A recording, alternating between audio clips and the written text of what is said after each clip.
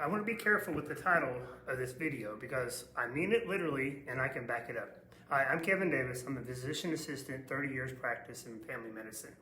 And what I want to talk to you today is about processed foods, not in a general wellness way, in a way that I see in my patients' labs and bodies and the outcomes over 3 decades of eating processed foods. Let me start with a definition because processed foods has become a catch-all term that has really lost its meaning.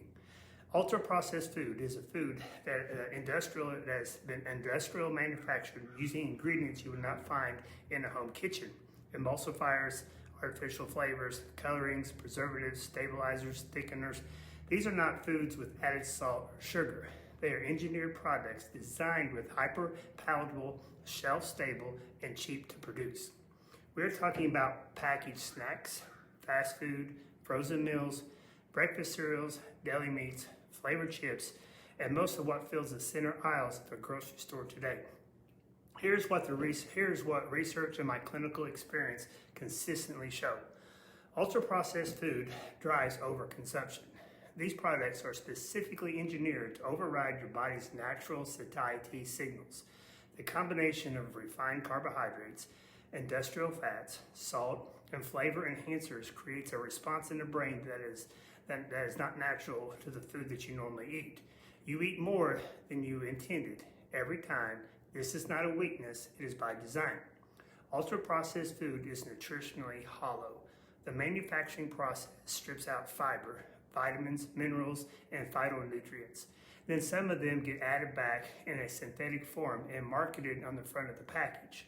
What is missing cannot be fully replaced. Fiber alone, which disappears in processing, is responsible for feeding your gut microbiome, regulating blood sugar, lowering cholesterol, and reducing colorectal cancer risk.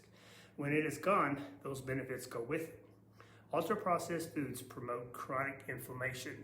The seed oils used in most of the processed foods, the refined carbohydrates, the additives, and the preservatives all contribute to an inflammatory state that sits at the root of heart disease, type 2 diabetes, autoimmune conditions, and cancer. I see this in my patients' labs.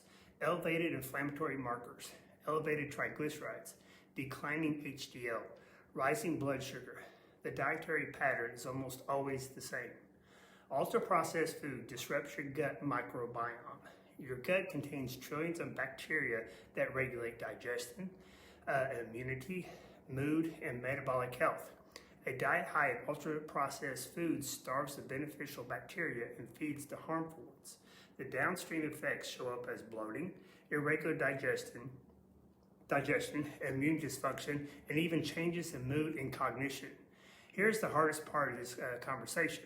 Ultra-processed foods is cheap, it's convenient, it's heavily marketed, and it's engineered to taste good. For a lot of people, especially in rural communities like ours, with limited food access, it is what is available and affordable. And I understand that. I'm not here to shame anyone. But what I am here to do is to make sure you understand what is happening so you can make the most informed decisions possible within your own circumstances. The practical shift I recommend to my patient is not perfection, it is progress. Start by adding before you subtract. Add a vegetable to one meal. Add a piece of fruit as a snack instead of a packaged one. Add water instead of a sweetened drink. When you crowd out all the processed foods with real foods, gradually the cravings change. The palate changes. The labs change. The FDA says it's safe, but the chronic disease rates in this country tell a different story. After 30 years of watching what people eat and what happens to their bodies, I have no doubt about the connection. Real food is not a trend. It is the baseline your body was designed for. Subscribe to Kevin Davis Health and Second Half Davis Strong. Share this with someone who needs to hear this, and I'll see you next week.